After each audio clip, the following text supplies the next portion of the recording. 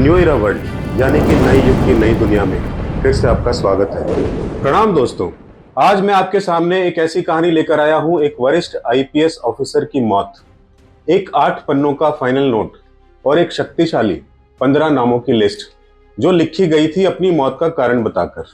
क्या यह सच है कि एक ईमानदार अधिकारी को जातिगत भेदभाव, मानसिक प्रताड़ना और उच्च अधिकारियों की साजिश से मजबूर होकर अपनी जान देनी पड़ी?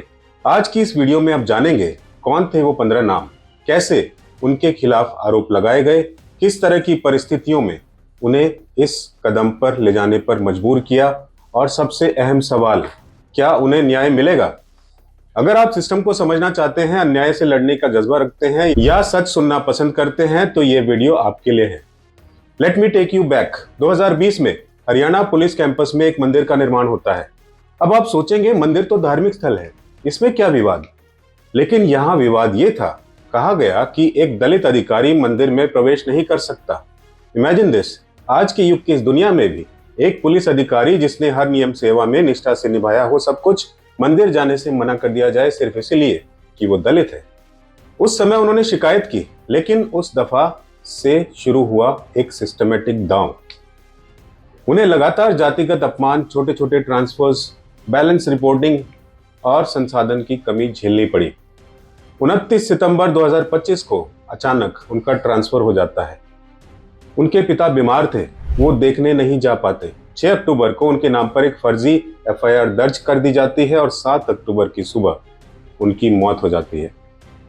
यह कहानी केवल एक मौत की नहीं, यह सिस्टम की खामियां, शक्ति समीकरण और इंसाफ को प्राप्त करने की जंग की कहानी है। आइए आगे बढ़ते हैं।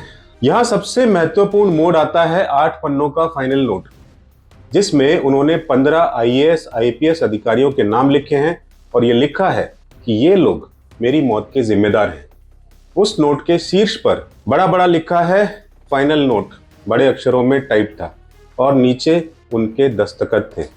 साथ में था एक नवा पन्ना जिसमें लिखी थी वसीयत, और उसी के साथ पत्नी द्वारा दर्ज की गई शिकायत की कॉपी। इन दोनों दस्तावेजों में धागे जुड़े जिनके सहारे पूरे मामले की तस्वीर सामने आई। लेकिन ये 15 नाम कौन थे?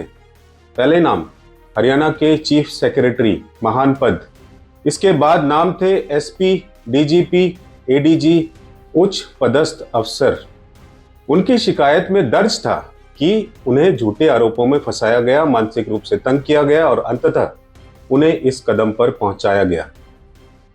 उनकी पत्नी, जो खुद आईएएस अधिकारी हैं, जापान से लौटकर आई, अपने ऑफिशियल ट्रिप पर थी और चंडीगढ़ पुलिस स्टेशन में आकर एफआईआर दर्ज करवाती हैं। उन्होंने बोला, मैं सिर्फ एक अफसर नहीं, मैं एक पत्नी हूं, एक मां हूं, अपने पति के लिए न्याय चाहती हूं। लेकिन यहाँ सबसे बड़ा सवाल यह है, क्या सिर्फ कुछ अधिकारियों पर एफआईआर होगी और बाकियों को भी या लिया जाएगा न्याय के दायरे में? अब बात आती है एफआईआर की, धारा 108 और कानूनी जद्दोजहद की।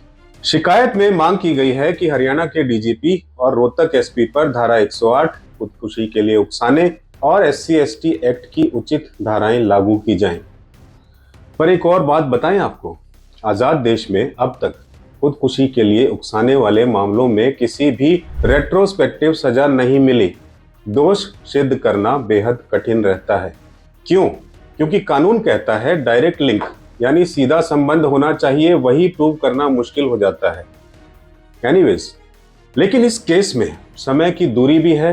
ट्रांसफर 29 सितंबर, एफआईआर 6 अक्टूबर और मौत 7 अक्टूबर। क्या परोक्ष दबाव, मानसिक प्रताड़ना और भ्रष्टाचार को साबित किया जा सकता है? लोग नहीं जानते। सुप्रीम कोर्ट ने पहले भी कहा है कि जब सीधा संबंध ना हो तो सजा देना मुश्किल हो जाता है, लेकिन यहाँ पर बड़ा द्वार खुलता है। वहां 15 नाम थे। अगर उन सभी नामों पर एफआईआर हो जाए तो यह भारत के इतिहास में अनप्रेसिडेंटेड होगा। लेकिन सवाल यही है, क्या राज्य और सिस्टम इतनी हिम्मत करेंगे? जब सिस्टम पर सवाल खड़े हों, हमारे अफसरों के खिलाफ आरोप हो, तो राजनीति, दबाव और मीडिया खेल में आता है। उनकी पत्नी आईएएस अधिकारी होने के नाते सीएम साहनी से मिली, न्याय की मांग की। सूत्रों का कहना है डीजीपी को छुट्टी दे दी गई है, एसपी को लीव पर भेज दिया गया है। लेकिन वास्तविक सवाल है, क्या उन्हें आगे बढ़ने की इजाजत मिलेगी? यह राजनीति का खेल है।